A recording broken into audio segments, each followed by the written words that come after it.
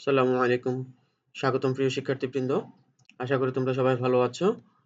আমি মোহাম্মদ হুমায়ুন কবির, সহকারী অধ্যাপক, রসায়ন বিভাগ, engineering university girls school and college, BUET campus, Dhaka. আজকে আমি তোমাদের জন্য কেমিস্ট্রি প্রথম পত্র থেকে আলোচনা করব।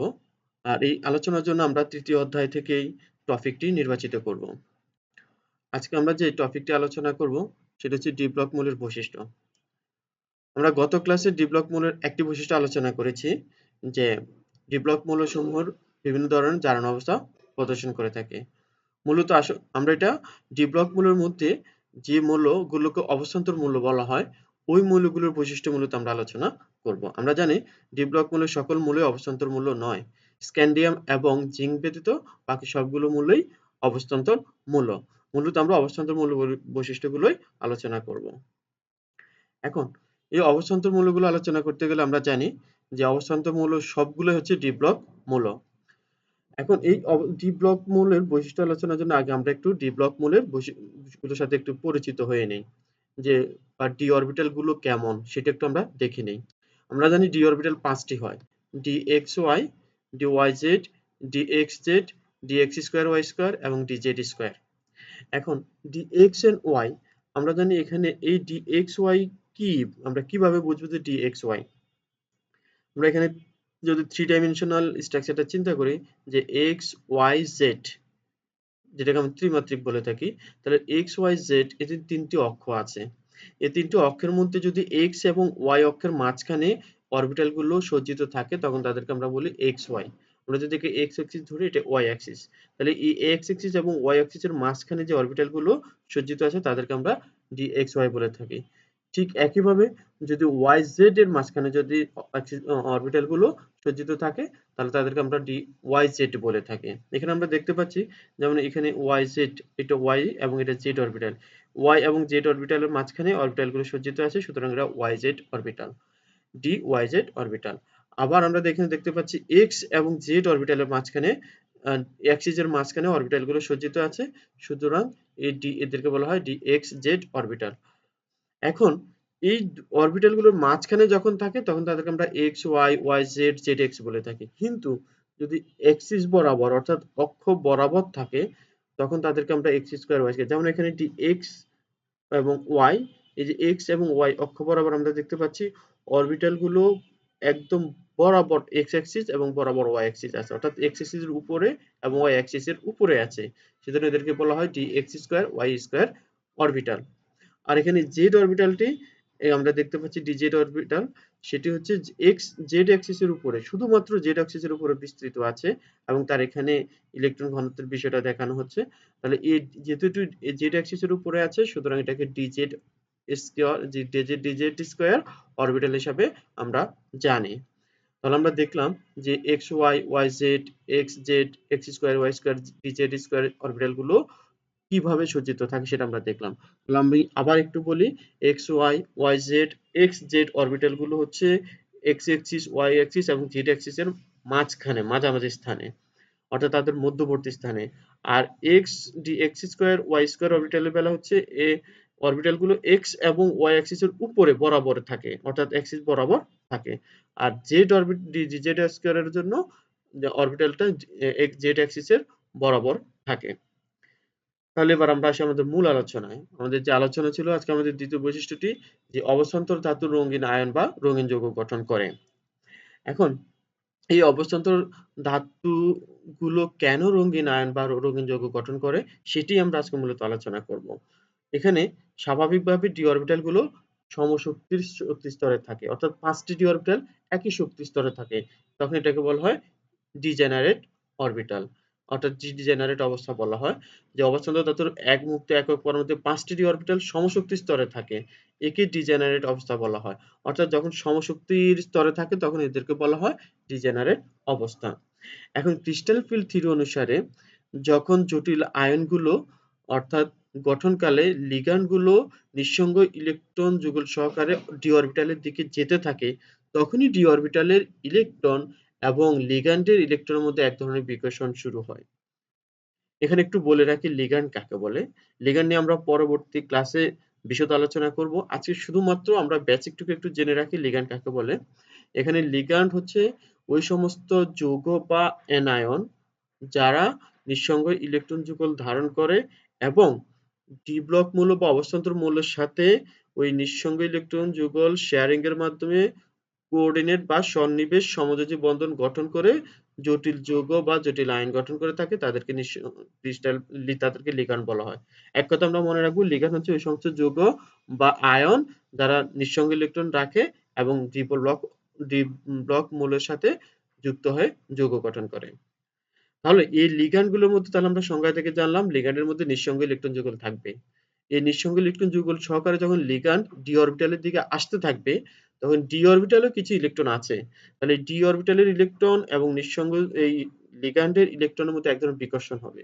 এই বিকর্ষণের কারণে অরবিটাল গুলোর মধ্যে এক ধরনের শক্তির পার্থক্য হবে, অর্থাৎ তখন অরবিটাল গুলো অধিক শক্তিপ্রাপ্ত হবে। আর এক সময় এই অরবিটাল গুলো 5টি অরবিটাল ভেঙে যাবে, ভেঙে 2 সেট অরবিটালে রূপান্তরিত হবে। একটা হচ্ছে DXYZ, DXY, DYZ, DZX এবং এটাকে বলা হয় T2YG। আরেক সেট হবে DX2Y2 এবং DZ2। এটাকে বলা হয় EZ। অর্থাৎ যখন শক্তি লিগ্যান্ড ডি অরবিটালের কাছাকাছি আসবে তখন ডি অরবিটাল 5টি ডি অরবিটাল ভেঙে 2 সেটে রূপান্তরিত হবে। একটা হচ্ছে T2YG আর একটা হচ্ছে EZ। T2YG যে অরবিটালটি হবে সেটি যে সেট হবে সেটি হচ্ছে নিম্ন শক্তির, আর ইজেড যে সেট অরবিটালটি হবে সেটি হচ্ছে উচ্চ শক্তির। এটাকে আমরা এখানে চিত্রতে দেখতে পারি। এটা হচ্ছে ডিজেনারেট অবস্থা টি অরবিটাল। এখানে আমরা আয়রনকে উদাহরণ হিসাবে নিচ্ছি, আয়রন 2+ আয়রনকে উদাহরণ হিসাবে নিচ্ছি। এখানে আয়রনের এই যে 5টি ডি অরবিটাল আমরা এখানে দেখাচ্ছি। তাহলে এখানে এই 5টি ডি অরবিটাল এখানে সমশক্তির অরবিটাল, এই সবগুলো অরবিটাল শক্তি সমান। শক্তি সমান হওয়ার কারণে তারা একই শক্তি স্তরে আছে। কিন্তু যখন এই লিগ্যান্ড আসতে থাকবে অরবিটাল গুলোর দিকে, যেমন এখানে আমরা উদাহরণ হিসেবে সায়ানাইডকে লিগ্যান্ড হিসেবে দেখাচ্ছি এবং পানিকে লিগ্যান্ড হিসেবে দেখাচ্ছি। যেখানে পানি হচ্ছে দুর্বল লিগ্যান্ড, সায়ানাইড হচ্ছে শক্তিশালী লিগ্যান্ড। অর্থাৎ লিগ্যান্ড দুই ধরনের হয়ে থাকে, একটি শক্তিশালী লিগ্যান্ড আরেকটি হচ্ছে দুর্বল লিগ্যান্ড। এখন শক্তিশালী লিগ্যান্ড কিভাবে চিনবো আর দুর্বল লিগ্যান্ড কিভাবে চিনবো এটা নিয়ে আমরা পরে আলোচনা করব। আমরা এখানে দেখতে পাচ্ছি পানি হচ্ছে দুর্বল লিগ্যান্ড আর সায়ানাইড হচ্ছে শক্তিশালী লিগ্যান্ড। এখন ধরেই আমরা এখানে সায়ানাইড লিগ্যান্ডটি ডি অরবিটালের দিকে আগাচ্ছে। যখন ডি অরবিটালের দিকে আগাবে তখন সায়ানাইড যে লোন পেয়ার ইলেকট্রন থাকবে সেই লোন পেয়ার ইলেকট্রন গুলো এবং ডি অরবিটালের ইলেকট্রন গুলোর মধ্যে এক ধরনের বিকর্ষণ শুরু হবে। তখন ডি অরবিটাল উচ্চ শক্তি স্তরে পৌঁছে যাবে এবং একসময় এই ডি অরবিটাল 5টি অরবিটাল ভেঙে গিয়ে 2 সেট অরবিটালে রূপান্তরিত হচ্ছে। এক সেট হচ্ছে DXY, DYZ, DZX, আরেক সেট হচ্ছে DX2Y2, DZ2। তাহলে আমরা দেখলাম এই যে 2 সেট অরবিটাল তৈরি হচ্ছে, এই 2 সেট অরবিটালের মধ্যে একটি শক্তির পার্থক্য তৈরি হচ্ছে। আমরা দেখতে পাচ্ছি একটি নিম্ন শক্তির আরেকটি হচ্ছে উচ্চ শক্তির। এখন এটি কেন নিম্ন শক্তির আর এটি কেন উচ্চ শক্তির প্রশ্ন আসতে পারে। এখন আমরা এটাকে সহজে মনে রাখবো। আমরা জানি আমরা দেখেছি যে ডি অরবিটালের গঠনের মধ্যে যে সেখানে এক্স স্কয়ার ওয়াই স্কয়ার এবং ডিজেড স্কয়ারের অরবিটালের বেলায় অরবিটাল গুলো থাকে অ্যাক্সিস বরাবর। অ্যাক্সিস বরাবর। তাহলে অ্যাক্সিস বরাবর থাকার কারণে যদি লিগ্যান্ডের এই যে অ্যাক্সিস বরাবর থাকার কারণে সেক্ষেত্রে রিপালশনটা বেশি হবে। যখন ইলেকট্রনের রিপালশনটা বেশি হবে। রিপালশন বেশি হওয়ার কারণে এরা একটু উচ্চ শক্তি স্তরে হবে। আর DXY, YZ, ZX এর বেলা আমরা দেখলাম অরবিটাল গুলো থাকে এক্স অ্যাক্সিস, ওয়াই অ্যাক্সিস এবং জেড অ্যাক্সিস এর মাঝখানে। মাঝখানে থাকার কারণে এক্ষেত্রের বেলায় বিকর্ষণ কম হবে। কারণ হচ্ছে ইলেকট্রন গুলো যদি আমরা ধরে নিই লিগ্যান্ড গুলো আসতেছে অ্যাক্সিস বরাবর। লিগ্যান্ড গুলো আসছে অ্যাক্সিস বরাবর। যখন অ্যাক্সিস বরাবর আসে তাহলে অ্যাক্সিস বরাবর যদি কোনো অরবিট বা অক্ষ বরাবর যেটাকে আমরা বলে থাকি অ্যাক্সিস বা অক্ষ, তাহলে অক্ষ বরাবর যদি লিগ্যান্ড গুলো আসতে থাকে তখন অক্ষ বরাবর অবস্থিত অরবিটাল গুলোর সাথে তো খুব শক্তিশালী ভাবে এদের বিকর্ষণ হবে। যার কারণে X square Y square D Z square উচ্চ শক্তির হয় আর X Y Y Z D Z X নিম্ন শক্তির হয়। অর্থাৎ এখানে তাহলে আমরা দেখতে পাচ্ছি শক্তির পার্থক্য তৈরি হচ্ছে। এটাকে আমরা ডেল্টা ই দ্বারা প্রকাশ করতে পারি। ডেল্টা ই দ্বারা প্রকাশ করি। এখন এই শক্তির পার্থক্যটি যদি আমাদের আমরা জানি দৃশ্যমান আলোর মধ্যে 7টি আলো আছে। এদের মধ্যে যে কোনো একটা আলোর তরঙ্গদৈর্ঘ্য যদি এই শক্তির পার্থক্যের সমান হয় তাহলে সেই আলোটি শোষিত হবে। শোষিত হলে তার কমপ্লিমেন্টারি বা সম্পূরক কালারটি আমরা দেখতে পাবো। তাহলে আমরা দেখলাম এখানে রঙিন যৌগ গঠনের মূল কারণ হচ্ছে এখানে এই যে 2 সেট অরবিটাল আছে, 2 সেট অরবিটালের শক্তির পার্থক্য। এই শক্তির পার্থক্য। এখন এখানে আমি একটা পয়েন্ট গুরুত্বপূর্ণ পয়েন্ট এখানে বলে রাখি। যে সায়ানাইড যেহেতু শক্তিশালী লিগ্যান্ড, এখানে ডি অরবিটাল যে দুটি সেট যে অরবিটাল আছে, এই দুই সেট অরবিটালের মধ্যে শক্তির পার্থক্যটা খুব বেশি হবে। আর পানি যেহেতু দুর্বল লিগ্যান্ড, সেক্ষেত্রে শক্তির পার্থক্য এই সায়ানাইডের চেয়ে অপেক্ষাকৃত কম হবে। কেন? কারণ এটা শক্তিশালী হওয়ার কারণে এটা খুব বেশি এখানে এটাদেরকে বিকর্ষণ ঘটাতে পারে এবং শক্তির পার্থক্য খুব বেশি হয়। আর পানি যেহেতু এখানে দুর্বল লিগ্যান্ড, তাহলে সেই ক্ষেত্রে যেহেতু শক্তি কম, সেজন্য সে এদের মধ্যে বিকর্ষণ অর্থাৎ এখানে তাদের শক্তির পার্থক্য কম ঘটাবে। আর শক্তির পার্থক্য যদি কম হয়, তাহলে আমরা যে বস্তুটির রং যে আলোটা দেখতে পাবো সেটি অপেক্ষাকৃত কম গাঢ় হয়। আর শক্তিশালী লিগ্যান্ডের বেলায় সেটি অপেক্ষাকৃত দৃঢ় গাঢ়ের হয়। ওটা গাঢ় বর্ণের হয়ে থাকে। যে বর্ণটা আমরা দেখব সেটা হচ্ছে গাঢ় বর্ণের হয়ে থাকে। তাহলে এখানে এই যে শক্তির পার্থক্যটি আমরা দেখতে পাচ্ছি, যদি শক্তিশালী লিগ্যান্ড হয় সেক্ষেত্রে শক্তির পার্থক্য বেশি হবে। আর যদি দুর্বল লিগ্যান্ড হয় তাহলে শক্তির পার্থক্য কম হবে। এই পয়েন্টটা আমরা মনে রাখবো। তাহলে এখানে মূল যে কথাটা সেটা হচ্ছে আমরা রঙিন বস্তুকে রঙিন যৌগ হিসাবে দেখতে পাই।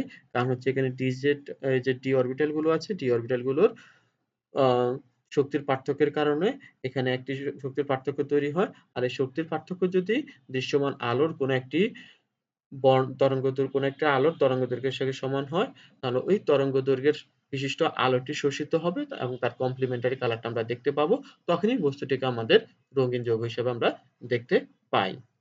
তাহলে এখানে আমরা একটু দেখি যে এখানে উদাহরণস্বরূপ যেমন আমরা এখানে যদি সবুজ বর্ণ শোষিত হয়, তাহলে আমরা বেগুনি লাল বর্ণটা দেখতে পাবো, যেটাকে পার্পল কালার হিসেবে আমরা বলে থাকি। তাহলে এখানে আমি একটু সামারাইজ করি যে কেন আমরা একটি রঙিন যৌগ দেখতে পাই। আবার আমি একটু বলে দিই সংক্ষেপে, যে এখানে আমরা জানি ডি অরবিটাল গুলো সাধারণ অবস্থায় সমশক্তির শক্তি স্তরে থাকে। লিগ্যান্ড গুলো যখন ডি অরবিটালের দিকে আসতে থাকে, তখন লিগ্যান্ডের ইলেকট্রন এবং ডি অরবিটালের ইলেকট্রনের মধ্যে এক ধরনের বিকর্ষণ শুরু হয়। আর এই বিকর্ষণ শুরু হওয়া মানে হচ্ছে এখানে শক্তি বৃদ্ধি পাবে। শক্তি বৃদ্ধি পাওয়ার কারণে এটি উচ্চ শক্তি স্তরে আসবে। আসার পরে একসময় এই অরবিটাল গুলো ভেঙে যাবে, ভেঙে ২ সেট অরবিটালে রূপান্তরিত হবে। আর ২ সেট অরবিটালের মধ্যে টি2ij অরবিটালটা হবে নিম্ন শক্তি স্তরের আর ইজেড অরবিটালটা হবে উচ্চ শক্তি স্তরের। এবং এই দুইটি অরবিটাল ২ সেট অরবিটালের মধ্যে শক্তির পার্থক্য থাকবে। আর এই শক্তির পার্থক্যটি যদি কোনো দৃশ্যমান আলোর তরঙ্গদৈর্ঘ্যের সমান হয়, তাহলে ওই আলোটি শোষিত হবে এবং তার কমপ্লিমেন্টারি কালারটা আমরা দেখতে পাবো। আর এখানে যদি শক্তিশালী লিগ্যান্ড হয়, তাহলে সেক্ষেত্রে শক্তির পার্থক্যটা বেশি হবে। আর যদি দুর্বল লিগ্যান্ড হয়, তার শক্তির পার্থক্যটা কম হবে। এখানে আরেকটি গুরুত্বপূর্ণ আমি পয়েন্ট বলে রাখি, যদি শক্তিশালী লিগ্যান্ড হয়, তাহলে সেক্ষেত্রে সবসময় নিম্ন শক্তি স্তরের অরবিটাল গুলো আগে পূর্ণ হবে এবং সেটা জোড়ায় আগে পূর্ণ হবে। তারপরে যদি অতিরিক্ত কোনো ইলেকট্রন থাকে তখন উচ্চ শক্তি স্তরের অরবিটালে যাবে। যেমন এখানে আয়রন 2+ আয়নের জন্য ইলেকট্রন আছে 6টি।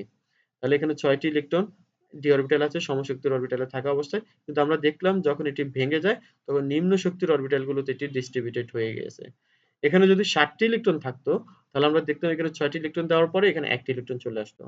যদি 8টি ইলেকট্রন থাকতো, তাহলে আমরা এখানে 1টি ইলেকট্রন, এখানে আরেকটি ইলেকট্রন দিয়ে দিতাম। অর্থাৎ এখানে নিম্ন শক্তির অরবিটাল পূর্ণ করেই তারপর উচ্চ শক্তির অরবিটালে যাবে। আর যদি দুর্বল লিগ্যান্ড হয়, তখন সেই ক্ষেত্রে সবগুলো অরবিটালে আগে একটি করে ইলেকট্রন যাবে। তারপরে অতিরিক্ত ইলেকট্রনটি আবার শুরু থেকে সজ্জিত হবে। যেমন এখানে প্রথম ইলেকট্রনটি গিয়েছে এখানে DXY তে, তার YZ, তারপর ZX এ, তারপর DX স্কয়ার Y স্কয়ার, তারপর DZ স্কয়ারে। আবার যেহেতু 5টি ডি অরবিটাল পূর্ণ হয়ে গেল, আরো একটি ইলেকট্রন রয়ে গেছে, সেই ইলেকট্রনটা আমরা এখানে দিয়ে দিলাম। যদি 7টি ইলেকট্রন থাকতো, তাহলে আমরা পরবর্তী ইলেকট্রন এখানে দিয়ে দিতাম। যদি 8টি ইলেকট্রন থাকতো, পরবর্তী ইলেকট্রন এখানে দিয়ে দিতাম। যদি 9টি ইলেকট্রন থাকতো, পরবর্তী ইলেকট্রন এখানে আমরা দিয়ে দিতাম। এভাবেই আমরা ইলেকট্রন গুলো দিব। যদি লিগ্যান্ড শক্তিশালী হয় তাহলে এক ধরনের সজ্জিতকরণ হবে, আর যদি দুর্বল হয় তাহলে আরেক ধরনের সজ্জিতকরণ হবে। অর্থাৎ শক্তিশালী হলে নিম্ন শক্তির অরবিটাল গুলোতে আগে জোড়ায় পূর্ণ করতে হবে, তারপর উচ্চ শক্তির অরবিটালে যাবে। আর যদি দুর্বল লিগ্যান্ড হয়, তাহলে আগে সবগুলো অরবিটালের সমান সংখ্যক ইলেকট্রন দিয়ে তারপরে আবার শুরু থেকে ইলেকট্রন গুলোকে সজ্জিতকরণ করতে হবে। তাহলে এখান থেকে আমরা কয়েকটা ইম্পর্টেন্ট পয়েন্ট পেলাম, যে প্রথমত হচ্ছে যে লিগ্যান্ড গুলো শক্তি ডি অরবিটালের শক্তির পার্থক্যের কারণেই এখানে মূলত আলো যেকোনো একটা আলোর বর্ণ শোষিত হয় যে দৃশ্যমান আলো শোষিত হয়, আর দৃশ্যমান আলো শোষিত হওয়ার কারণে আমরা তার কমপ্লিমেন্টারি কালার বিশিষ্ট যৌগ দেখতে পাই। তারপর লিগ্যান্ড যদি শক্তিশালী হয় তাহলে সে শক্তির পার্থক্য বেশি হবে, আর লিগ্যান্ড যদি দুর্বল হয় শক্তির পার্থক্য কম হবে। লিগ্যান্ড যদি শক্তিশালী হয় তাহলে আমরা যে বর্ণটি দেখবো সেটি গাঢ় বর্ণ হবে, আর যদি লিগ্যান্ড যদি দুর্বল হয় তাহলে আমরা যে বর্ণটি দেখবো সেটি অপেক্ষাকৃত কম গাঢ় হবে। আর লিগ্যান্ড যদি শক্তিশালী হয় তাহলে সেক্ষেত্রে ইলেকট্রনগুলো নিম্ন শক্তি স্তরের অরবিটাল পূর্ণ করে তারপর উচ্চ শক্তি স্তরের অরবিটালে যাবে। আর লিগ্যান্ড যদি দুর্বল হয় তাহলে ইলেকট্রনগুলো সব অরবিটালে সমানভাবে দিয়ে তারপরে আমরা আবার শুরু থেকে জোড়ায় জোড়ায় দরজা দিতে পারবো। আর এখানে আমরা উদাহরণ হিসেবে দেখেছি যদি সবুজ বর্ণ শোষিত হয় তাহলে বেগুনি লাল বর্ণটা আমরা দেখতে পাবো, অর্থাৎ তার পার্পল কালারে দেখতে পাবো। এখন এই কোন বর্ণ শোষিত হলে কোন বর্ণটা আমরা দেখবো সেটা আমরা কিভাবে বুঝবো সেটা দেখার জন্য আমি এখানে একটি চার্ট দিয়ে দিয়েছি যেন তোমাদের জন্য সুবিধা হয় এটা মনে রাখার জন্য। যেমন আমাদের ডেল্টা ই এর পার্থক্য, ডেল্টা ই এর মান অর্থাৎ শক্তির পার্থক্য দুই সেট অরবিটালের শক্তির পার্থক্য যদি 400 থেকে 435 তরঙ্গ দৈর্ঘ্যের মধ্যে হয় তাহলে ইয়েলো এবং গ্রিন আলো শোষিত হবে আর আমরা দেখতে পাবো ভায়োলেট কালারটা। আবার যদি আমাদের শক্তির পার্থক্য 435 থেকে 480 ওয়েভলেন্থের মধ্যে হয় বা তরঙ্গ দৈর্ঘ্যের মধ্যে হয় তাহলে সেক্ষেত্রে আমরা ইয়েলো কালারটা অ্যাবজর্ব হতে দেখবো, আর কালার আমরা যে কালারটা দেখবো সেটা হচ্ছে ব্লু কালার। আর যদি তরঙ্গ দৈর্ঘ্য অর্থাৎ শক্তির পার্থক্য 480 থেকে 490 তরঙ্গ দৈর্ঘ্যের সমান হয় তাহলে অরেঞ্জ কালারটি শোষিত হবে আর গ্রিন ব্লু কালারটা আমরা দেখতে পাবো। আবার তাহলে এভাবে আমরা দেখতে পাচ্ছি যদি 605 থেকে 700 ওয়েভলেন্থের সমান হয় শক্তির পার্থক্য তাহলে সেক্ষেত্রে ব্লু গ্রিন শোষিত হবে আর আমরা রেড কালারটি দেখতে পাবো। তাহলে এই হচ্ছে শোষিত, অর্থাৎ এই তরঙ্গ দৈর্ঘ্যের মধ্যে এই তরঙ্গ দৈর্ঘ্য মান থেকে আমরা বুঝতে পারবো কোন আলোটি শোষিত হবে আর কোন আলোটি আমরা দেখতে পাবো। তাহলে আমরা এভাবেই সহজে মনে রাখতে পারবো যে কোন কোন কমপ্লিমেন্টারি কোন কালারটি শোষিত হলে কোন কালারটি আমরা দেখতে পাবো। তাহলে আজকের ক্লাসের সারাংশ, আমরা আজকের ক্লাসে কি শিখলাম? আজকের ক্লাস থেকে আমরা দেখলাম প্রথমে ডি অরবিটাল গুলো কেমন হয়, অর্থাৎ 5টি ডি অরবিটাল তাদের আকৃতি কেমন বা তারা কিভাবে সজ্জিতকরণ অবস্থায় আছে। তারপরে ডি অরবিটাল গুলো যে অর্থাৎ অবস্থান্তর মৌলগুলো রঙিন যৌগ গঠন করে সেটা আমরা দেখলাম। রঙিন যৌগ গঠনের কারণ হচ্ছে ডি অরবিটালের নিকটবর্তী যখন লিগ্যান্ড গুলো আসতে থাকে তখন ইলেকট্রনের রিপালশন হয়, আর ইলেকট্রনের রিপালশনের কারণে ডি অরবিটাল গুলো ভেঙে দুই সেট অরবিটালে রূপান্তরিত হয়, একটা টি টু ওয়াই জি আর একটা হচ্ছে E G. T two Y G যেটা সেটা হচ্ছে D x Y Y Z Z X, আর ইজেড হচ্ছে D x square Y square D Z square. তাহলে এই দুই সেট অরবিটালের মধ্যে একটি শক্তির পার্থক্য তৈরি হয়, আর এই শক্তির পার্থক্যটি যদি কোনো একটি দৃশ্যমান আলোর তরঙ্গদৈর্ঘ্যের সমান হয় তাহলে ওই আলোটি শোষিত হবে এবং তার কমপ্লিমেন্টারি কালারটা আমরা দেখতে পাবো। একই সাথে আমরা দেখলাম লিগ্যান্ড কাকে বলে। লিগ্যান্ড হচ্ছে ওই সমস্ত আয়ন বা যৌগ যাদের মধ্যে নিঃসঙ্গ ইলেকট্রন যুগল থাকবে এবং তারা ডি ব্লক মৌলের সাথে বা অবস্থান্তর মৌলের সাথে সন্নিবেশ সমযোজী বন্ধন গঠনের মাধ্যমে যৌগ গঠন করবে বা আয়ন গঠন করবে। আবার লিগ্যান্ড দুই ধরনের হয়, একটা হচ্ছে শক্তিশালী লিগ্যান্ড আর একটা হচ্ছে দুর্বল লিগ্যান্ড। শক্তিশালী লিগ্যান্ড বেলায় ডি অরবিটালের বিচ্যুতি বা ডি অরবিটালের শক্তি পার্থক্য বেশি হবে, আর দুর্বল লিগ্যান্ডের বেলায় ডি অরবিটালের শক্তি পার্থক্য অপেক্ষাকৃত কম হবে। আর শক্তিশালী লিগ্যান্ডের বেলায় আগে নিম্ন শক্তির অরবিটাল গুলো ইলেকট্রন দ্বারা পূর্ণ হবে তারপর উচ্চ শক্তির অরবিটালে যাবে। আর দুর্বল লিগ্যান্ডের বেলায় ইলেকট্রন গুলো সব অরবিটালে সমানভাবে আগে বিস্তৃত হবে, অর্থাৎ D x Y Y Z Z X এ যাবে আগে, তারপরে এক্স স্কোয়ার ওয়াই স্কোয়ার একটি যাবে, তারপর ডি জেড স্কোয়ারে যাবে, তারপর আবার এই নিম্ন শক্তির অরবিটাল থেকে পূর্ণ হয়ে আবার উচ্চ শক্তি স্তরে যাবে। তাহলে তারপর আমরা দেখলাম একটা চার্ট দেখলাম যে কিভাবে কোন তরঙ্গদৈর্ঘ্যের আলো শোষিত হলে কোন আমরা আলোটি দেখতে পাবো। এই ছিল আজকের আলোচনা। এরপরে যদি তোমাদের কোনো প্রশ্ন থাকে বা কোনো জানার থাকে সেটা তোমরা আমাকে ওভার ফোন অথবা মেসেঞ্জারের মাধ্যমে প্রশ্ন করে জানতে পারো। আজকে এই পর্যন্তই। তোমাদের সবাইকে অনেক ধন্যবাদ।